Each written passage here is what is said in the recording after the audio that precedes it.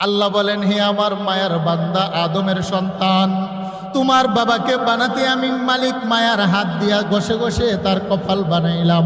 জিব্রাইল বলেন, মালিক আমাদের কপাল দিয়ে তো আপনাকে সেজদা দিয়েছি, আদম সন্তানও তো কপাল দিয়ে সেজদা দিবে, পার্থক্য কি? আল্লাহ বলেন, ওয়া বিইজ্জাতি ওয়া জালালি, আল্লাহ বলেন জিব্রাইল আমার বরত্বের কসম, আমার জালালিয়াতের কসম, তোমাকে বানানোর পরে সেজদায় পড়েছিলে 30,000 বছর, একটা দিনের জন্য তুমি তোমার কপাল উঠাও নাই।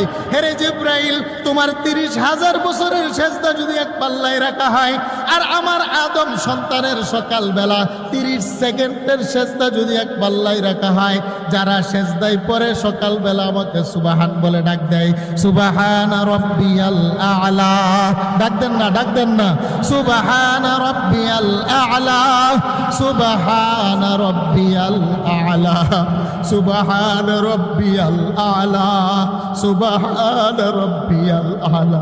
হে মালিক, দেহের দামি কপালটা মাটিতে লাগাইয়া আমি এটাই বুঝাইলাম, আল্লাহু আকবার, তুমি বড় আমি ছোট।